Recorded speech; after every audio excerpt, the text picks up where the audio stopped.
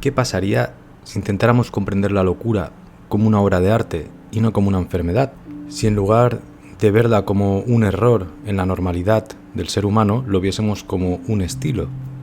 Durante este último mes, leyendo en el AVE a Fernando Colina, en el libro de la belleza de los locos, de una colección que recomiendo mucho en general, que es de Ola Ediciones y va de la belleza de los locos, de la ausencia, de la muerte. En general, a distintos ensayistas le encargan un tema diferente. Y es una colección muy agradable, y aparte también Fernando tiene otro libro sobre la locura que viene a tratar un poco lo mismo, pero aquí de forma más sintetizada. En ese libro nos recuerda Fernando que el loco no es un enfermo al que hay que corregir, sino que es un creador de mundos, un esteta del pensamiento que se ha desbordado.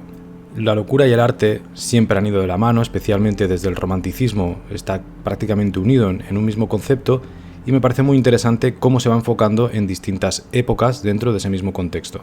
Además, en este canal ya hicimos un vídeo dedicado a la relación entre creación, creatividad y locura, analizando un poco la obra de artistas como Pizarnik, como Antonin Artaud, los famosos textos de Foucault, La nave de los locos, y hoy puede ser una muy buena continuación, de modo que vamos a explorar la locura como una forma de belleza y no tanto como el concepto de belleza de algo bonito, de unas flores que adornan algo, sino esa belleza que arde, que duele, que rompe la lógica de todo lo que entendemos como ordenado para mostrarnos una verdad. La otra parte del ejercicio de pensamiento, cuando uno aborda estos temas, es plantearse si puede existir una belleza que solo sea visible para los locos o también para la gente que sabe escuchar al loco, o dónde están esas líneas, esas fronteras entre lo que entendemos de forma estética, ¿vale? Como locura y como arte, o un arte que suele ser más racional, especialmente en estos últimos años o décadas, donde toda esa idea romántica se ha ido depurando por entender mejor el arte, pero al mismo tiempo hay una especie de efecto pendular que nos devuelve en una época como la nuestra, de mayor incertidumbre, de vacío, de certezas respecto a la propia idea de arte, como algo institucional u oficial, ¿eh? No digo que el arte al final siempre está intentando escapar de cualquier definición, pero sí que es un terreno que vuelve a remitir a épocas románticas, como si ese mismo fermento que permitió el romanticismo volviese a resurgir en una versión actualizada o hipertecnológica. Y es por eso que estos temas que tienen que ver con la ruptura de un discurso común, con la idea de locura relacionado con la escritura, el arte, vuelven a ser muy interesantes, porque devuelven al ser humano a conectar con esa parte mágica, ritualística, espiritual, que se le daba a las artes en el momento en el cual la propia industria cultural se ha encargado de separar lo que entendíamos como un arte relacionado con lo espiritual, lo religioso, lo íntimo, lo más profundo, de lo que es meramente comercial o utilitarista. Y ahora sí, vamos con La belleza de los locos. Espero que te guste.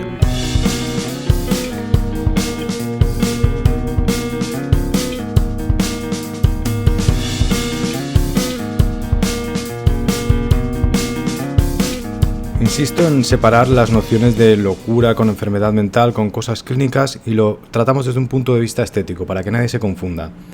Desde este punto podemos entender que la locura no es necesariamente la oposición a la razón, sino que también podría ser un lugar desde donde se abren otras vías de sentido, es decir, que también puede ser un grado de creatividad, porque la locura puede ser un acto de rebeldía, sobre todo si la sacamos de la reducción al entendimiento y a las facultades racionales.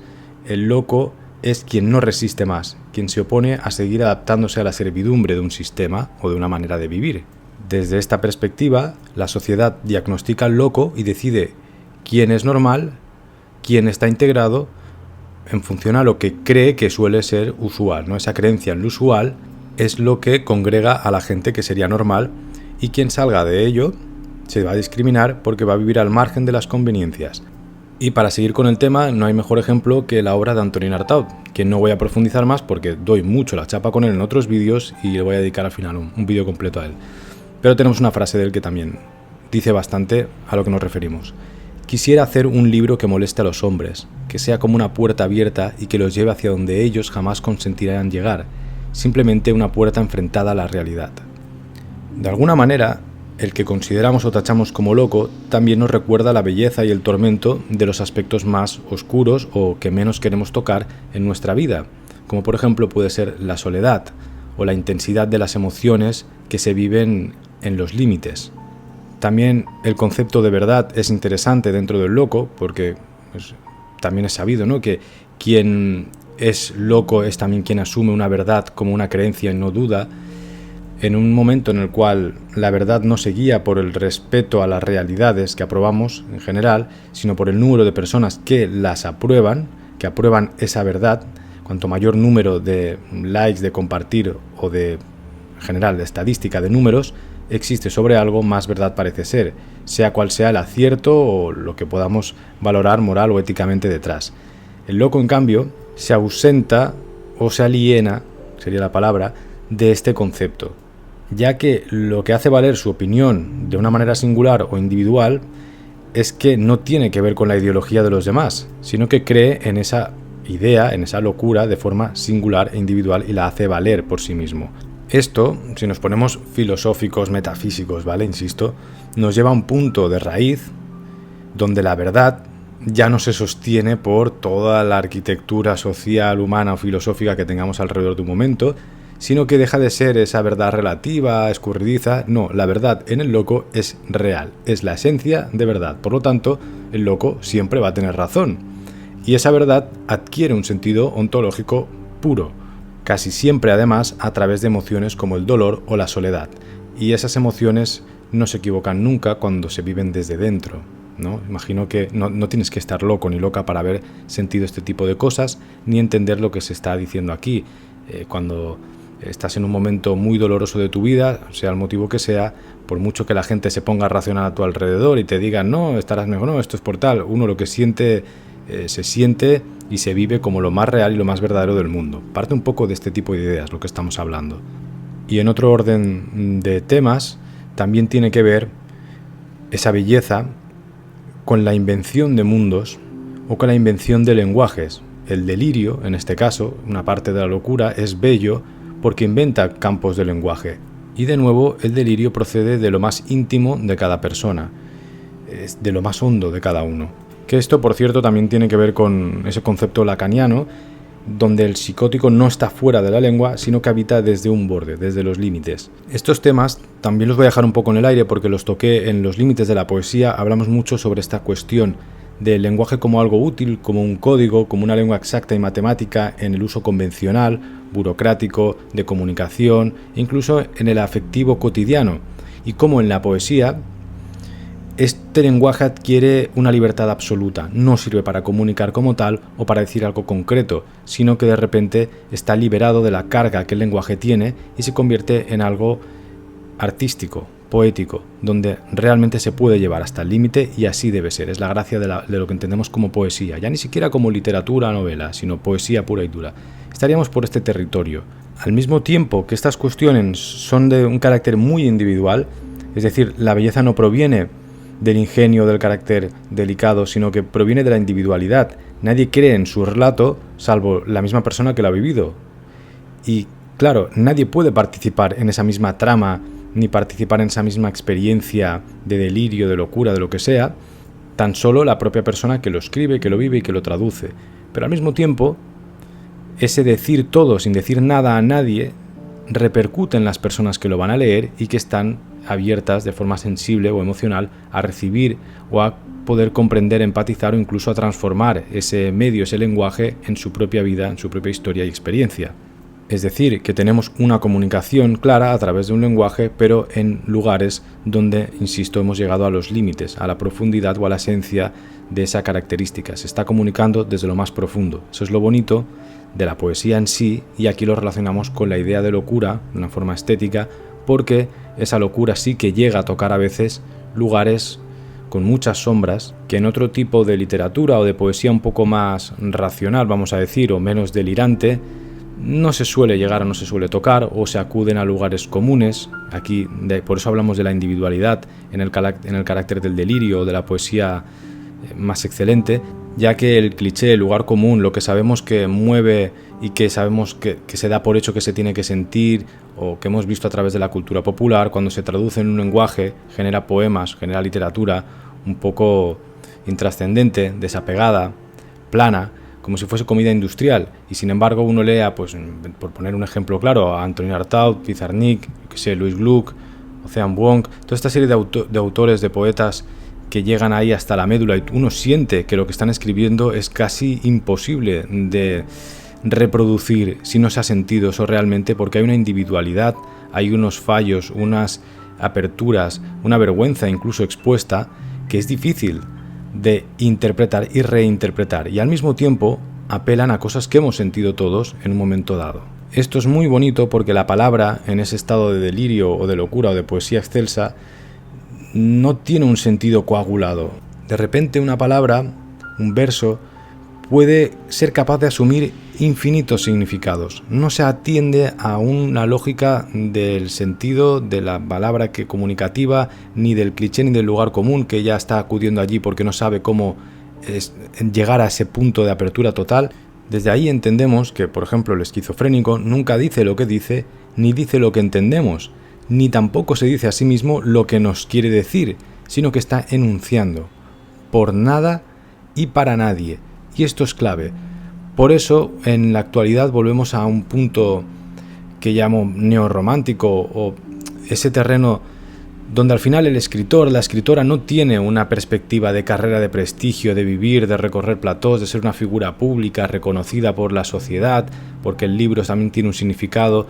A día de hoy, en un mundo totalmente oral, donde la escritura ha quedado reducida y la lectura, pues sí, a cierto vestigio de intelectualidad, a ciertas pausas que nos podemos dar en momentos para la gente más común que no se dedica a esto, como puede ser ahora el verano, o vacaciones, como un lugar de respiro. En general, la literatura se ha quedado también como un club privado en determinados nichos para gente que también se dedica a ello de una forma activa.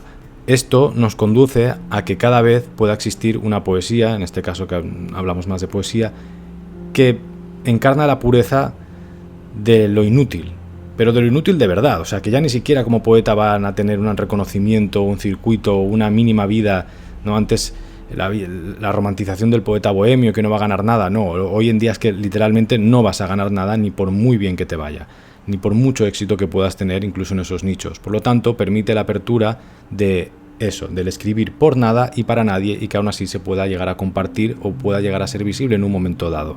Porque también es interesante observar cómo a veces todas estas, que hablamos de una locura más creativa, que se expone, a veces no quiere ser expuesta como tal. Kate Millett, por ejemplo, decía: la locura no era un delito, sino un punto de vista. Un ejemplo estético también de que el delirio no es otra cosa que un pensamiento propio que se resiste a ser compartido. Y esto es lo que nos fascina también del concepto de delirio, que tiene que ver con una fuga, el escapar sin un fin, en escapar sin fin, una vida que va hacia ningún lugar, o mejor dicho, hacia un no lugar. No existe mayor pureza creativa o estética que esto, realmente, sobre todo en el concepto de escritura, porque el lenguaje consigue traducir de una forma paradójicamente clara lo que en otros formatos es complicado, ¿no? En la pintura también ha existido ese cliché, pero quizá la escritura tiene un punto de automatismo, de la relación con el lenguaje, con esos límites, que permite mayor juego con estas ideas. Y otro ejemplo de esto que me viene a la cabeza de los últimos libros que he leído, ya lo he dicho varias veces, que últimamente estoy obsesionado con la poesía y leo ensayo, poesía, casi no leo novelas en los últimos meses. Bueno, mentira, pero sí, sobre todo poesía. Daniel Colobert, Vivir para quién, una serie de textos recopilados por Lola Nieta y Antonio para la editorial, no, era Cocoro, no sé si era Cocoro la editorial o la colección que ellos crearon en un tiempo atrás. Está descatalogado, es una joya de textos recopilados que quizá no deberían haber salido, o sí, muy sinceros, muy crudos, que tienen que ver con todo esto también. Lo recomiendo muchísimo si alguien lo puede conseguir. Por otra parte, entrando también dentro de estos conceptos que aglutinan la locura y la estética, tenemos el trauma, ya no el delirio, ahora pasaríamos al trauma. El trauma como aquello que no ha sido resuelto a través del dolor que se ha vivido en un momento del pasado y que genera otro tipo de huida. Es una huida contra el asesinato del alma. El loco siempre va a ser un prófugo, alguien que huye de una amenaza que no existe, ¿o sí? Ese trauma que genera X carencias desde la infancia o desde momentos de construcción de identidad, de repente van a perseguir al loco, ¿no? Insisto en la idea del loco como algo estético, y se va a presentar también en un futuro como una carencia que se está intentando rellenar o de la cual se está intentando escapar a través de lo artístico. Esto también le añade una capa de misterio, porque eso de lo que se huye, ese trauma del pasado de cada persona que crea, no es conocido o no es explícito. A veces ni la propia persona que lo transmite, que lo transcribe, es capaz de entender de dónde viene ese sufrimiento inaudito que lleva cultivándose dentro. Y por eso se intenta poner en palabras, en obras o transformar en algo estético. Por otra parte, también puede suceder que bajo esta óptica, bajo el trauma, lo que se hace es intentar interpretar cuanto sucede o planear alrededor de esta idea y se acaba simplemente repitiendo el trauma como una especie de destino que consiste, a la idea de Sísifo, en volver siempre a empezar, a retornar al origen para tratar desde allí de entender y enderezar las cosas que no pudieron ser, o al menos para poder sentir por un instante la presencia de esa persona a la que se debió o la que debía amarte. Entendiendo el amor no como un amor romántico, sino un amor en general, ya puede ser un familiar, un padre, una madre, una pareja, un amigo, una amiga, lo que sea. Esta idea nos lleva a ese concepto también de melancolía, en el fondo, que tiene mucho que ver con lo creativo y que es un tormento prometeico de repetición, que tiene el origen en el reencuentro, en volver a sentir esa cercanía o ese afecto en un momento en el cual creíamos que se había roto y lo perseguimos hasta poder volver a tenerlo, ¿no? Es una tortura que solo puede embellecerse si se explora el fondo. Y también es curioso cómo tiene que ver con la culpa, con una culpa ajena, porque el trauma al final tiene que ver con alguien externo, no solo con uno mismo, porque todo en esta vida son relaciones, pero asumimos una parte de culpa que no tiene que ver directamente y por eso no se resuelve. No importa si hemos sido espectadores, víctimas de una situación traumática, pero existe un sentimiento de culpa ajena, como sucede con la vergüenza, que acompaña a estas emociones relacionadas con el trauma. De hecho, esta idea de relación, lo traumático, que podemos nombrar a día de hoy, lo melancólico en un pasado, tiene su origen en la estética y en la creatividad y en estos mitos románticos posteriores.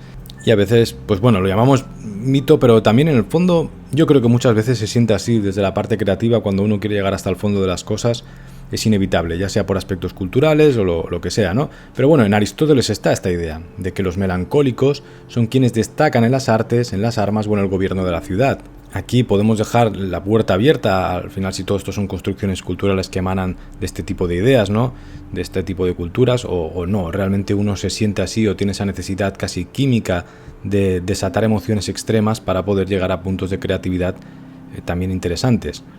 Siempre que hablamos de este tipo de conceptos como la melancolía, yo trataría de entenderlos bajo, insisto en esa pureza de quien no quiere compartir realmente, o si quiere compartir pero está exponiéndose o abriéndose ante el papel o ante el lienzo de una forma, vamos a decir, real y no impostada, porque también tenemos la lágrima como un homenaje de autocompasión gratuito, la exageración de emociones que asociamos a lo artístico, a lo creativo, por querer sentir parte o por querer ser vistos de esa manera.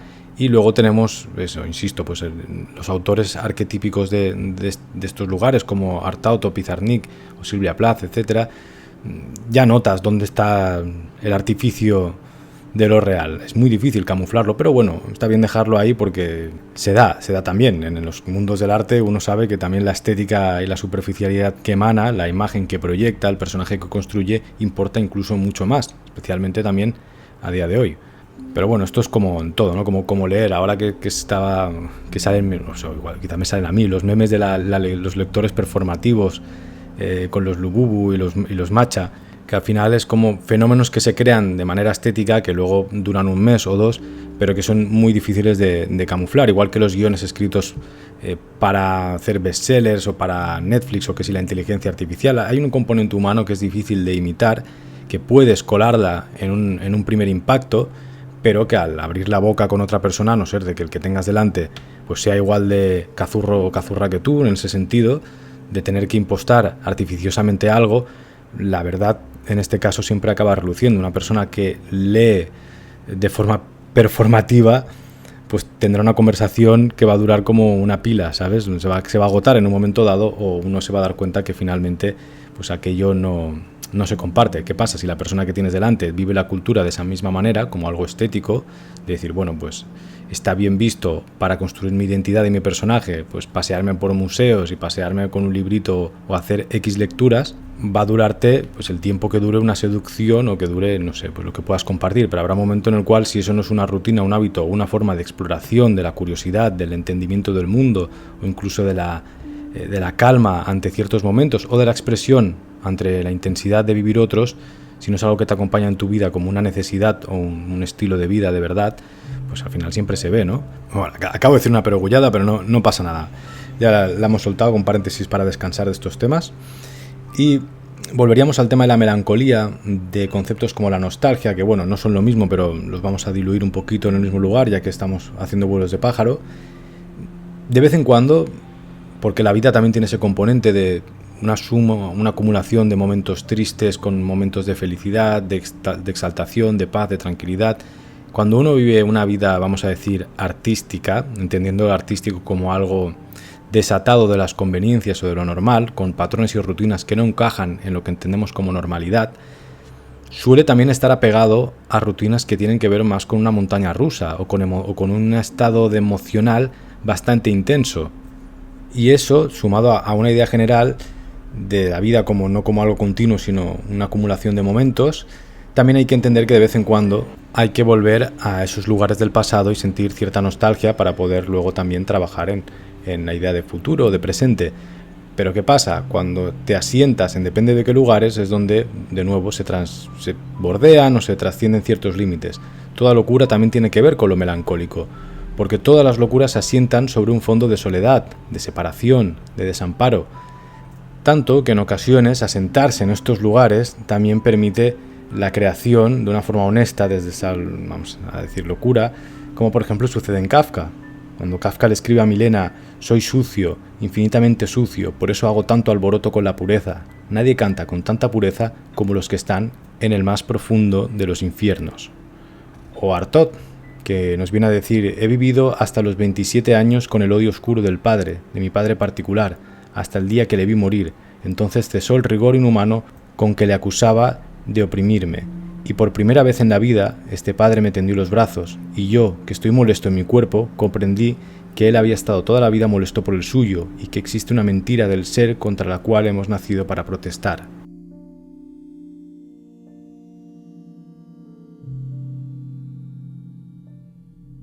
He hecho una pequeña pausa para ir a beber un té matcha con un libro.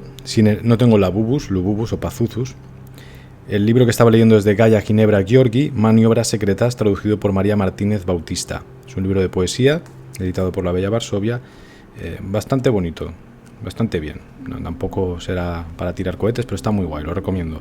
Siguiendo con esta idea estética sobre la locura, también hay un tema muy interesante que es ¿qué nos identifica en realidad? ¿Lo que mostramos, lo que decimos o lo que ocultamos? Todos estaremos de acuerdo en este punto, que lo que escondemos dice más de nosotros que lo que decimos. Y cuando nos ponemos en la perspectiva del loco como símbolo, la coacción es mayor, ya que se supone que no te van a entender, que aspiran a que confieses algo. Y si no lo haces, te van a violentar con tratamientos, con pastillas o con métodos o con lo que sea, ¿no? En cada época se ha tenido una idea de locura y de tratamiento de ello, pero el concepto general, ¿no? O vamos a decir simbólico detrás, se entiende. Por otra parte, habría que sumar también a este concepto de lo que ocultamos el sentimiento de pertenencia y la protección también, porque la mirada del otro puede convertirse en una tortura insoportable cuando alguien es demasiado transparente y se oculta mal. De hecho, esta es una de las claves del amor, tanto el amor pareja como de amistad, de lo que sea, ¿no? Pero especialmente un amor más familiar o más íntimo, tiene la esencia en la mirada del otro y en lo que hace ese otro con tu transparencia, con lo que tú no le ocultas a quien tienes delante, porque sabes que con eso no va a hacer nunca nada que te pueda hacer daño. Y de hecho, aquí pues eso sería un límite absoluto ante cualquier persona que se relaciona en esta vida. Si la persona que tú tienes delante, sea amigo, sea pareja, es capaz de hacerte daño con aquello que tú has enseñado y que tenías oculto, porque es íntimo, porque te importa o porque te puede afectar en lo psicológico, pues realmente esa persona no debería estar en tu vida. Desde pequeños jugamos al escondite, cuando alguien siente vergüenza se tapa la cara. Este tipo de gestos tienen que ver con esa vulnerabilidad que transmite el decir tengo una capa espiritual muy escondida que contiene toda mi esencia, todo mi dolor, toda mi pasión, todas esas emociones que se pueden desbordar en el arte porque entendemos que hay un límite también donde se permite, pero que en vida social común no es lo más recomendable porque por lo general las personas no suelen ser las personas que te quieres, entonces te van a hacer daño con ello o te pueden incluso alienar por completo. Esto lo explico porque también está en esos límites entre la locura y lo creativo y lo artístico. Muchas veces el arte, la literatura, tiene que ver con este punto en el cual te abres a gente que es totalmente desconocida. Sobre todo en estos últimos tiempos en los cuales la literatura ha intentado hacer eso, abrir por completo lo íntimo a lo público. Y en el apartado más del arte, por dividir un poco estos campos, también se lleva intentando desde hace 100 años, que es diluir lo artístico en lo público, en lo cotidiano y en lo social. Llevado a otro extremo, hay tipos de locura, o hay un silencio en el loco, de manera simbólica otra vez. No lo voy a parar de repetir porque es que cualquiera de estas cosas, como las saquemos del contexto del vídeo, podrían ser malinterpretadas o polémicas. El silencio del autista, o de muchos locos, es el intento también de preservar una identidad, de poner a salvo de la intromisión invasora del resto, que sabe que no te van a comprender. Y esto es muy bonito también porque al final somos nuestros silencios. Por esos silencios es por lo que vamos a ser reconocidos. Nos damos a conocer por lo que decimos, como yo que estoy aquí todo el día hablando, exponiendo, diciendo que esto es un proyecto artístico, que no es divulgativo, que intento compartir el proceso de creación de todas las cosas, de utilizar las redes sociales para llevar a cabo esa idea que el arte lleva persiguiendo tantos años, todo este tipo de cuestiones que al final casi llegan a esos límites, pero en el fondo del todo, la realidad es que únicamente la persona que me ha reconocido en esa intimidad, que ha escuchado el silencio y los sigilos que se esconden dentro, es la que me ha podido o la que yo he podido amar. Esa persona que ha entendido los silencios que tengo, incluso cuando se ha expresado una vez y a partir de expresar y de abrirte una vez ya es suficiente para que en el otro haya una conexión y una reverberación de esos temas, ese respeto, incluso esa concordia hacia esos silencios, es lo que entendemos como una intimidad máxima, que es un acto de amor brutal. Y al mismo tiempo es de lo más sano que puede ocurrir. ¿Por qué? Porque cuando ese silencio se transforma en un aislamiento total en lo íntimo, entramos en el territorio de la locura, porque precisamente el silencio cargado de soledad, el silencio en el cual uno siente que no le va a comprender absolutamente nadie, el silencio de sentirse expuesto en una totalidad ante cualquier ser humano, guardar eso se convierte en una locura también. Y esto nos lleva a ese aspecto de incomprensión en el cual el resto de la sociedad o quienes rodean a quien está creando a través de la locura se siente que no le están comprendiendo, sino que le están exigiendo de nuevo una confesión. En el acto de cuidar, de preocuparse por quien no se siente comprendido, desde el punto de vista del loco, vamos a decir, hay un acecho, hay una búsqueda de una confesión, cuando probablemente la propia persona no es capaz de deshilachar lo que le está sucediendo, o no es capaz de expresar, pero estamos en este límite entre lo íntimo, entre los silencios, entre lo que puede ser una confesión o una voluntad de decir y de querer compartir, de estrechar ese vínculo. Y aquí llegaríamos a un punto extremadamente profundo, que sería la pregunta de si entonces el loco puede realmente amar. Porque se puede realmente amar o tener un vínculo muy muy profundo con alguien que no es capaz de abrir esa intimidad, de abrir esos silencios. Y ojo, que se puede llegar a hacer porque los silencios también se pueden escuchar. Pero claro, si el trabajo de escuchar viene unidireccionalmente de una sola persona porque está haciendo ese ejercicio de triple empatía para llegar a escuchar de quien no habla, no es sano del todo tampoco. Pero bueno, lo voy a dejar aquí. Lo dejamos aquí porque luego llego a abismos de profundidad desde donde no voy a saber salir. Y al final esto es un vídeo en el cual estamos sorteando por encima esa idea de locura y estética. La locura también tiene un punto interesante en el carácter distintivo, en algo que es fundamental para entender la belleza, especialmente para los snobs, que nos creemos especiales y mejores que el resto del planeta por causas desconocidas, por traumas probablemente también, donde lo inusual, lo diferente, nos resulta bello. queremos la diferencia para poder entender el concepto de belleza. Lo que no es frecuente, lo que es particular, es irresistible, es atractivo. Y esta belleza se sostiene sobre un drama poético que es muy particular, que es de nuevo el concepto de soledad. Esto suele ser unos sentimientos muy particulares, pero que en el fondo son mentira.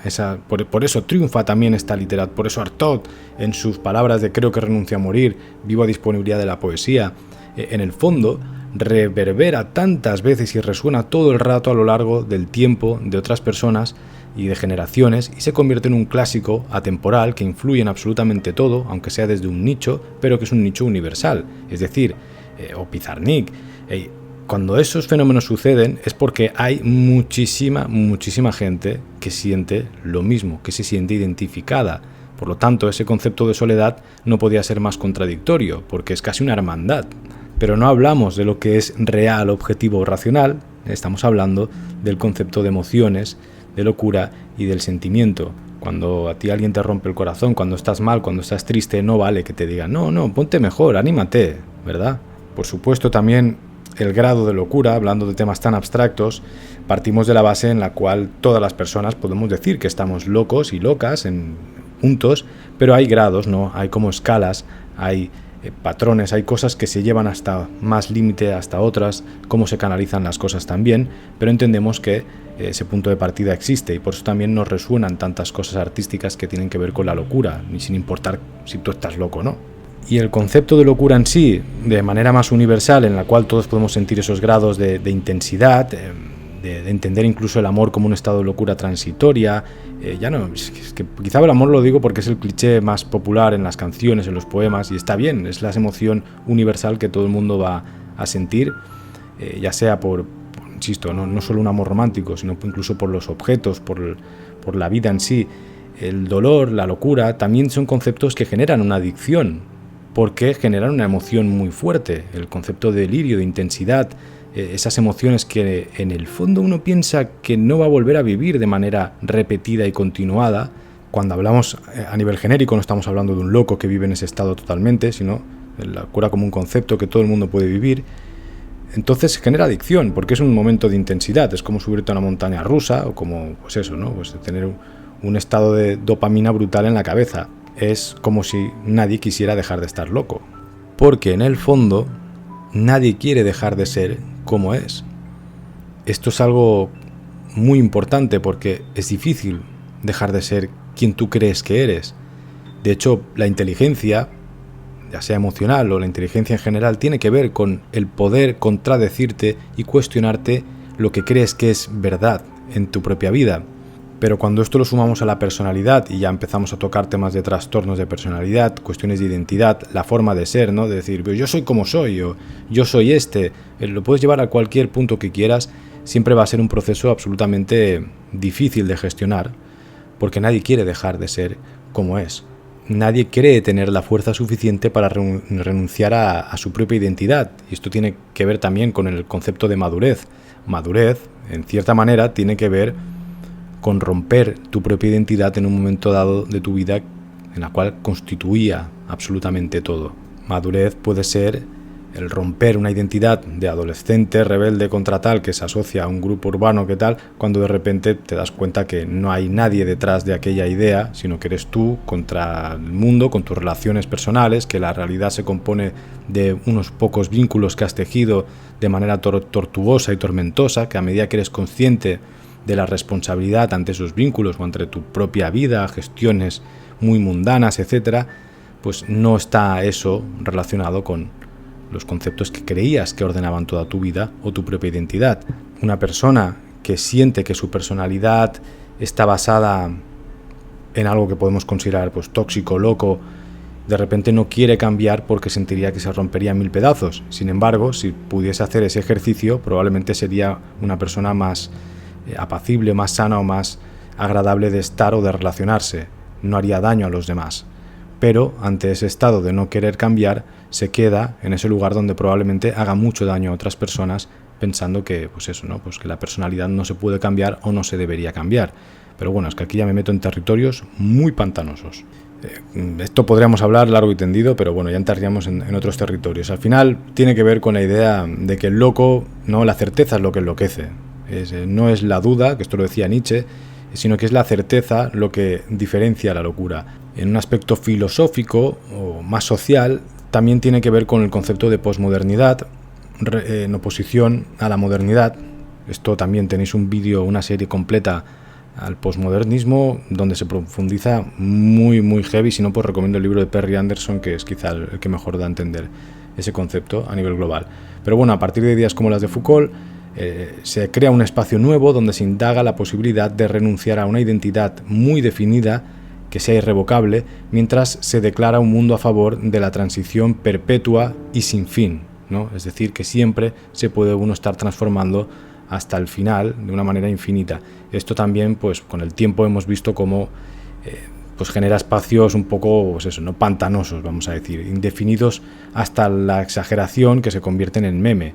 No, como siempre, ningún extremo es positivo, porque también el anclaje a una identidad, a una ideología, a una religión, a una fe, a una patria, lo que sea, debilita también la idea del propio espíritu, como convierte al espíritu en algo totalitario, en algo fascista con uno mismo, con lo humano. Y por el contrario, el aspecto indefinido, continuo, perpetuo, también te llevará a lugares donde pues literalmente es pues situaciones probablemente ridículas, donde de darle tanta vuelta a algo por intentar escapar de ello, de fluir, pues llegas a situaciones que ni siquiera nadie es capaz de sostener por sí mismo, y que, bueno, un extremo y otro. No, esto tampoco es el tema del vídeo de hoy. En otro orden de cosas, también la locura tiene que ver con el concepto de sujetar, ¿no? El sujeto es alguien que sujeta algo, y a los locos se les ata.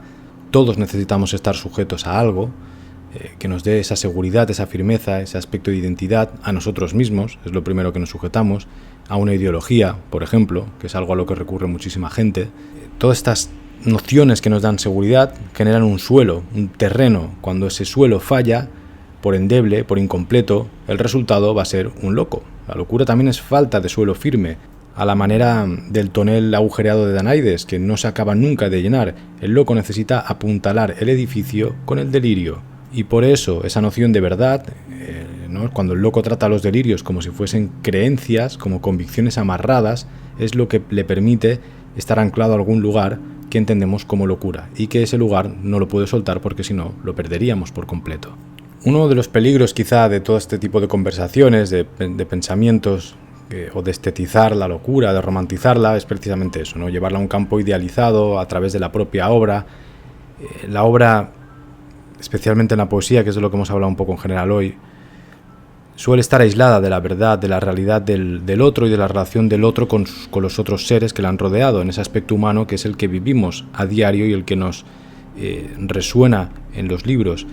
La obra poética surge de un momento concreto, se edita después de un tiempo, se lee después de mucho más tiempo, incluso con las personas que ya la han escrito muertas, y a partir de ese momento, de ese puntito de minuto en el mapa de una persona, parece que construimos un conocimiento de alguien, parece que sintamos que conocemos realmente a Alejandra o a Antonín, cuando en el fondo no debería ser bien así. Conocer a alguien es muy difícil, a veces es imposible, ¿no? Realmente conocer a alguien de verdad es muy muy difícil, pero distinguirlo es fácil.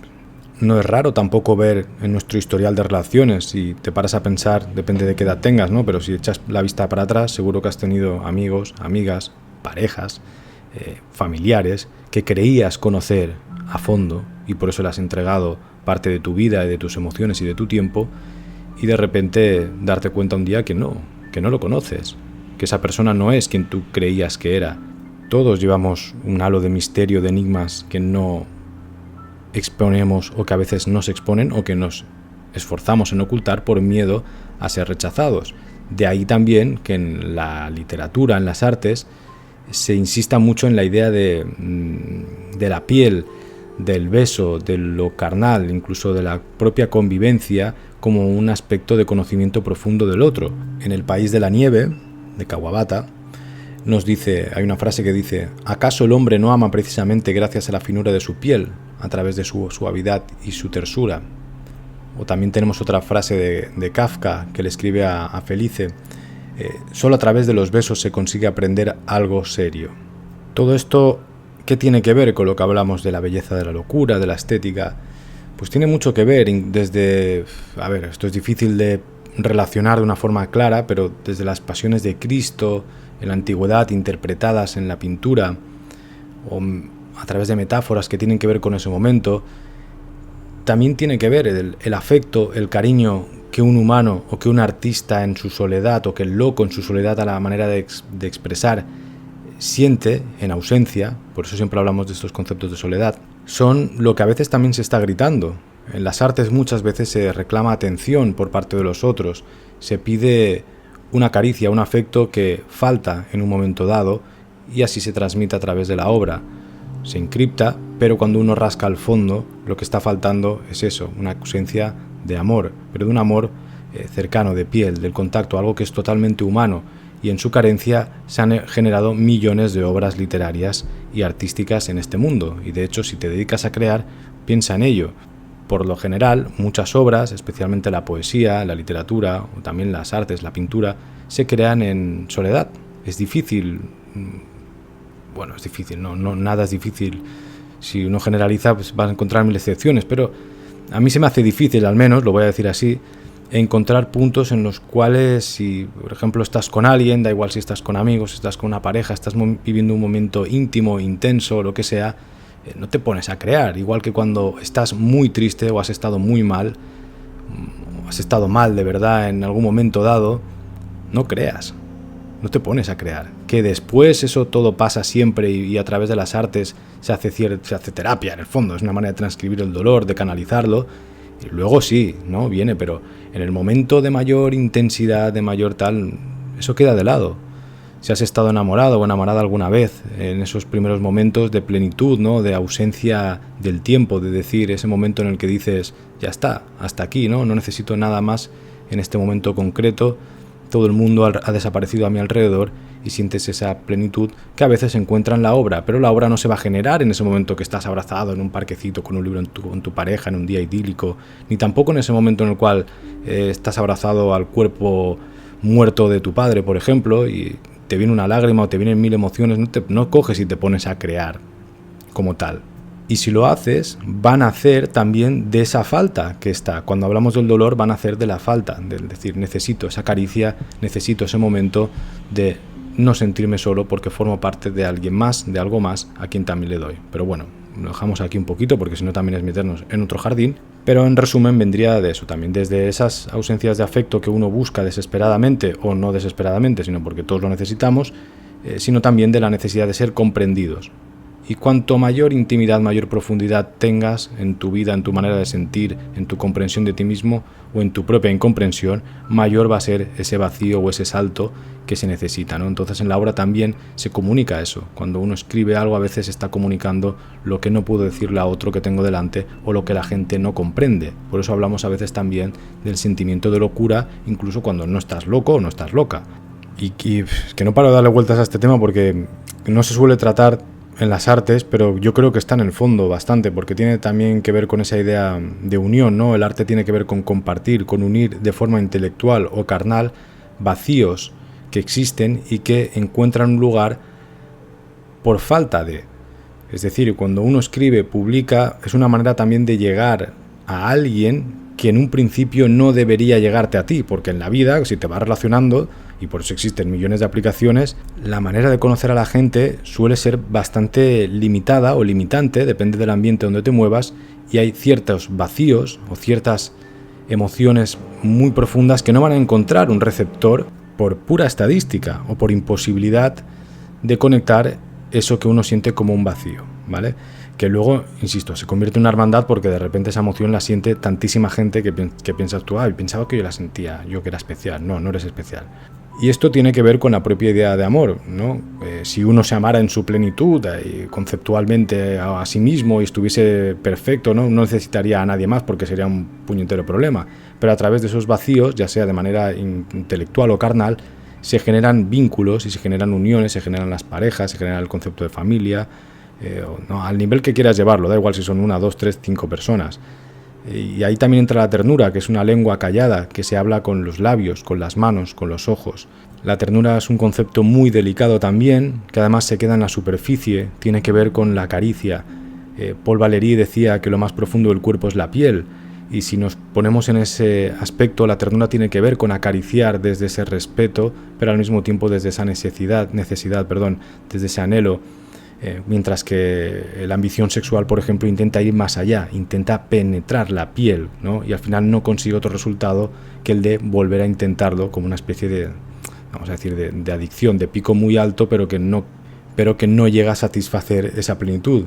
En cambio, el concepto de ternura reclama un amor donde la carne se sujeta en un lugar, ¿no?, para que la besen y le calmen ese vacío, para que la acaricien, le calmen el vacío del amor, de la necesidad, sin llegar a traspasar ese límite o esa barrera que lleva al extremo. Es la ternura también un lenguaje totalmente universal.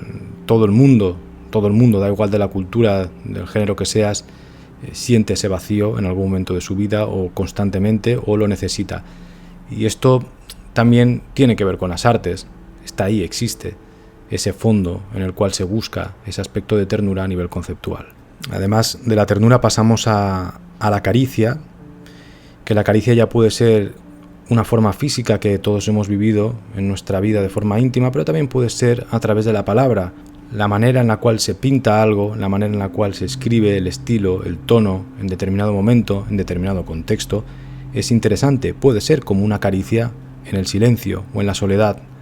Si estás aquí, de hecho si has llegado hasta aquí, probablemente te guste leer o disfrutes de la cultura en un aspecto también íntimo, no como algo superficial o para proyectar una imagen, sino que lo vives, has llegado a sentir esto seguro. Y la caricia, en el sentido más profundo, es un contacto que renuncia a apresar a su objeto. No quiere poseerlo como tal. Es una suave presión que solicita todo, necesita ese cuerpo, está pidiendo algo y lo está demostrando, pero al mismo tiempo no tiene la expectativa de que sea de vuelta esa caricia. La caricia se supone que cuando se da de verdad es generosa, en el sentido de no experimentar desilusión y decepción si no hay nada de vuelta. En el fondo uno lo da porque simplemente está acariciando sin apresar a quien tiene delante. Es un gesto de amor puro. La caricia, en último término, es algo que anhelamos cuando al final dejas de tener una pareja, dejas de tener relaciones muy íntimas. Digo, pareja por entender, ¿vale? Que aquí a día de hoy ya cada uno se lo busca donde puede, donde quiere o lo que sea, ¿no? Pero se entiende, es una manera también de vivir sin esfuerzo, de hacer más fácil ese aspecto en la vida. Cuando tienes a alguien al lado que tú quieres de manera profunda y de repente aparece por ahí, porque sí, sin motivo alguno y sin que tú tengas que hacer nada a cambio y te acaricia o te da esa muestra de ternura, de repente todo es más sencillo, ¿no? Seguro que lo has sentido alguna vez y si no, pues a crear porque estás ahí en el fondo del pozo. Y ya que estamos en el tema del amor, del afecto, el loco también tiene que ver con estos conceptos, porque el loco es aquella persona que ha perdido la esperanza, que carece de un futuro, pero que a cambio va a poder vivir el amor de la forma más profunda e intensa posible, porque dentro de esa soledad, que es radical e imposible, le hace sentir que como no hay una idea de futuro, vives en ese estado de intensidad total, pues que vas a poder amar siempre con esa intensidad inicial, ¿no?, que es la que tiene el que ama sin esperanza, cuando sientes que lo vas a perder mañana. No sé si es un concepto también de amor más teenager, más intenso, no tiene por qué ser adolescente. Si te gusta vivir las cosas intensamente, probablemente te habrás encontrado en lugares donde dices la otra persona está claro que no va a poder permanecer ahí en ese lugar, o que es inestable la situación, el contexto, alguien se tiene que ir de repente de viaje un año entero a un lugar, yo qué sé, estas típicas historias que generan miles de películas y libros, pero uno lo ve, sabe que no tendría que estar ahí si quiere paz, tranquilidad y amor en una forma sana, y te metes de cabeza porque lo quieres sentir y lo quieres vivir de esa manera. Esa desesperanza, porque sabes que la posibilidad es muy remota, exige un riesgo. El riesgo en el que está loco en ese aspecto no existe, porque sabes que mañana no va a estar esa persona probablemente, y lo que te hace es amar de una manera intensa que llega a la locura. No es lo más recomendable, no es lo más sano, pero desde el punto de vista artístico pues es una pasada y es muy recomendable vivirlo, aunque sea una vez en la vida, si creas cosas, porque te lleva a límites que son extraordinarios, básicamente porque pues lo pones en una movida ya racional, científica, química, pues te mete unos picos de todo que pa' qué, ¿no? Pero esto con el concepto del loco también tiene que ver, porque el loco es aquel que ama desde lo profundo, desde lo radical y lo imposible, que es lo contrario a lo que buscaríamos en un amor estable o lo que fuese, ¿no? Y en el mundo del arte o en el mundo de las artes, todas las relaciones suelen tener que ver con la inestabilidad, son mundos caóticos, no es un mundo de funcionariado, por lo tanto las relaciones que se dan suelen venir desde un caos también, tanto de una persona como de la otra, los ambientes se juntan y en general uno lo puede percibir, porque luego desde el apartado artístico, literario, creativo, pictórico, lo que sea, siempre surgen estas historias porque el propio contexto lo permite. Y bueno, ya yo lo iría cerrando por aquí, pero hay un tema interesante, de nuevo volvemos a Artaud, que nos decía: así es como una sociedad tarada inventó la psiquiatría, para defenderse de las investigaciones de algunas inteligencias extraordinariamente lúcidas. Este concepto tendría que ver con el cómo, que bueno, Foucault también lo trabajó mucho en Vigilar y Castigar, en cómo al final la alienación del diferente genera la sensación de seguridad, cuando en el fondo lo creativo, lo artístico, exige esa necesidad de lo diferente y lo que se sale de los márgenes. Es necesario para poder crear y para poder explorar lugares que existan primero los márgenes y que exista alguien a quien se le permita navegar o profundizar por esas tierras. No hay nada más triste que cuando lo que era un margen también en un tiempo se convierte en norma, en statu quo institucional, sobre todo en las artes, ¿no? Es muy triste verlo y se ve a diario. Por eso siempre esta necesidad de escuchar al loco, como concepto, también es interesante. Que escuchar no es hacerle caso, tampoco nos confundamos. Y esto nos lleva a una cuestión moral o ética, ¿no? Porque no hay estética sin ética y la belleza es una cuestión moral en el fondo. Y por lo tanto también es peligroso esta cuestión del loco que sale del margen. Pues en general depende de donde lo mires, pero sí, la respuesta va a ser afirmativa. A lo largo de la historia se expulsa fuera de las murallas al loco, se le hace embarcar en una nave para confinarlos en alta mar, o se encierra entre los muros, o se les adormece con somníferos. Esto lo podemos ver desde un punto de vista más social, donde al final el loco representaría el chivo expiatorio que carga con las culpas de la cultura y de la normalidad, con los males que se ha generado en sociedad y por lo tanto se representarán en el loco para uno sentir que no es como él y que ya una vez has soltado al chivo fuera de la muralla pues está todo en orden. Y también lo podemos ver como un corral donde encerrar a personas que entendemos que en sociedad no pueden comportarse y que entonces tenemos que apartar porque molestan, que también es una forma de recordar en general que, claro, para la gente que nos gusta el arte y todas estas cosas, todo el mundo es arte, toda la vida se relaciona con lo íntimo, lo artístico, lo literario. Ahora haces aquí una pelotita de que eres el ombligo del mundo y eres especial porque eres artista, pero luego sales a la calle y el mundo gira alrededor de otras cuestiones. Y el arte sí, está integrada entre ellas como tantas otras, pero no es la fundamental, ni tú como artista con nombre propio eres el ombligo del mundo, no le importas tanto a la gente ni a la sociedad, ni no repercutes en nada a veces. Entonces te das cuenta de que el mundo para funcionar no te necesita como un loco, sino que mejor te necesita encerradito, porque para que funcionen las cosas en su orden pragmático y político y social, ya de la manera estructural más utilitarista, sobras. En ese aspecto también de la culpa hay una frase muy chula en las cartas a Milena de Kafka, donde habla de la culpa, sí. Por supuesto tienes la culpa, pero también la tiene tu marido, y nuevamente tú, y nuevamente él, ya que no puede ser de otro modo en la convivencia humana, y la culpa se apila en una sucesión infinita hasta llegar al pecado original. Esta frase es muy buena. Y bueno, si siguiéramos por aquí, pues que la banalidad del mal de Hannah Arendt, este concepto, Eichmann en Jerusalén también en ese libro lo recomiendo mucho si alguien quiere explorar aquí estos temas, pero porque ahora ya no me voy a meter, ¿sabes? Ya no sé cuánto rato llevo, pero estoy hasta los huevos. Al final, la conclusión de este último apartado sería eso, ¿no? Que no existen esos demonios y que el crimen puede ser cometido por un fulano cualquiera, que no tiene por qué ser alguien con aspecto de demonio o ser un demonio encarnado. La maldad tampoco la podemos atribuir a nadie de forma colectiva ni a un grupo, que esto es lo que acaba pasando siempre, porque es la manera más sencilla y la ideología también se alimenta de estos conceptos, porque ahí caes en nociones como lo que es el racismo. El mal siempre es individual, pero tiene una propensión universal. Al mismo tiempo que el concepto de bien también es banal en el fondo, porque hacer el bien no debería tener ningún mérito especial, es una posibilidad que está al alcance de todo el mundo, lo cual no quiere decir que todo el mundo lo aproveche. Pero bueno, a día de hoy también hay mucha gente que hace bandera de decir, mira qué bueno que soy, ¿no? Que estoy haciendo el bien, por favor, que se reconozca de forma clara. Y ahí entraríamos también en este territorio de la debilidad, como entendía como el lugar hacia el que se conduce el mal, el loco también como esa debilidad que tiene para poder hacer la ejecución del bien o poner los límites en un lugar u otro, y bueno, hay un batiburrillo que también se contamina de la ideología que uno va arrastrando, cultural o del propio contexto, como puede ser el cristianismo y todas, ¿no?, estas cuestiones religiosas que están en el fondo de sentimientos como la culpa. Por eso la frase de Kafka es tan buena, en verdad, porque está diciendo esto.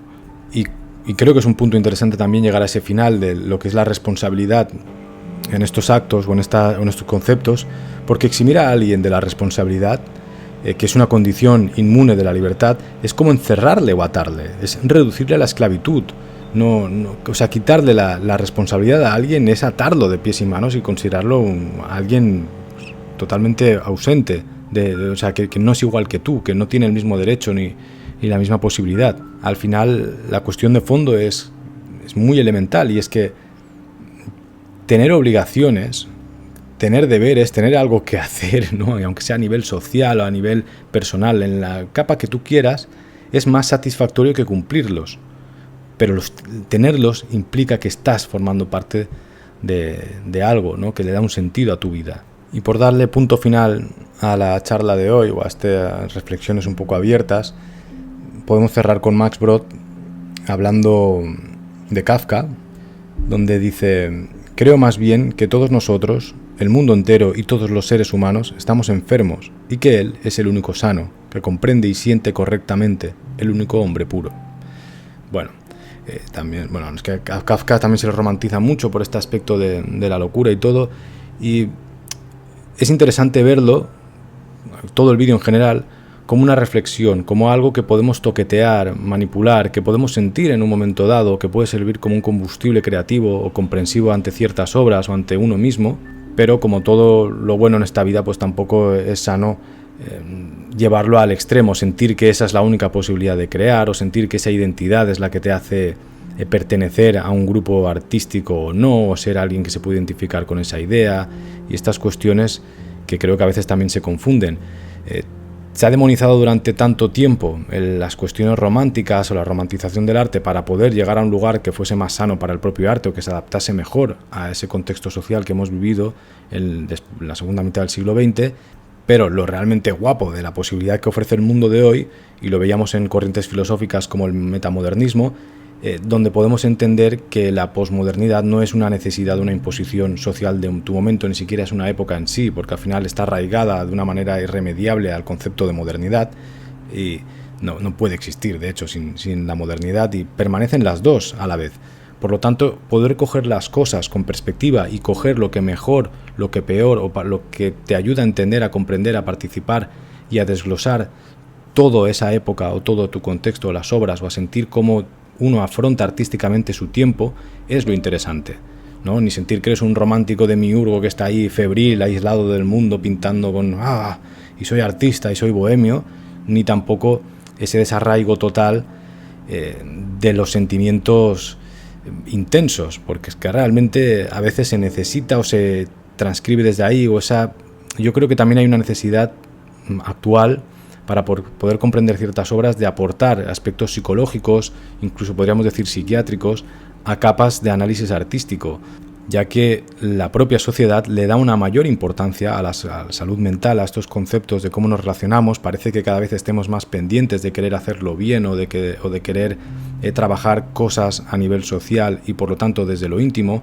No olvidemos que no hay mayor revolución, para mí social, al menos yo lo veo así, que el poder trabajar los vínculos pues todos son relaciones humanas de manera lo más sana posible. Y lo más sana es realmente no hacer daño al otro, no porque no tengas que hacerlo o porque te lo imponga un dios, una moral, sino porque realmente tú disfrutas de la creación de esos vínculos de la forma más bonita, más sana posible, y que además en ello esté la reciprocidad, ¿no? Y que también la elección de la persona que tienes delante, que no se imponga socialmente una forma de relacionarse con el otro, que se tenga que tratar así a la otra persona porque tal, o estas cuestiones, ¿no? Bueno, aquí ya es que nos iríamos a otro lugar. Espero que se entienda, espero que lo hayas disfrutado. También, sobre todo, si has llegado hasta aquí, quieres comentar algo, que lo hagas con respeto y que aportes información, o si no estás de acuerdo, que pongas tu punto de vista. Y sobre todo pido esto porque son vídeos que pues, pueden generar cierta polémica, que se prestan al debate, y eso es muy bonito, pero hay que entender que están hechos también desde eso, desde la apertura de como quien lee una columna de opinión. No hay ninguna certeza y es un ensayo. Es decir, estamos probando por lugares que son desconocidos o donde entendemos que no hay una certeza como tal, y partimos desde un punto de vista concreto, que en este caso es la estética, la belleza y la locura, que aparentemente pertenecerían al territorio de la psiquiatría y ya está, y ahí estaría todo claro, o a un contexto mucho más romántico donde podríamos coger aquí y hacer pues volar a las nubes. Cuéntame qué te ha parecido, si has llegado hasta aquí también, ponlo en comentarios. Y si se te ocurre alguna lectura o alguna recomendación, algún artista, alguna obra, lo puedes poner aquí abajo también. Si quieres seguirme en redes sociales, buscas a Alejandro Acosta en Instagram o en cualquiera, y si no, aquí abajo dejo los links en la descripción. Allí compartimos las lecturas, exposiciones, las cosas que voy haciendo de forma también más personal. Y por supuesto, como siempre, esto lo tienes en formato podcast, gratis en cualquier plataforma que escuches, por si no quieres verte el vídeo de YouTube. Estos, de hecho, este tipo de, algunos de arte, de fotografía, no tienen mucho sentido, pero este tipo de vídeos que es más oral, quizás sí que tienen mayor sentido. Muchas gracias por haber llegado hasta aquí, hasta el final. Espero que tengas una buena tarde, una buena noche, un buen día, dependiendo de dónde estés. Y nos vemos en el siguiente vídeo.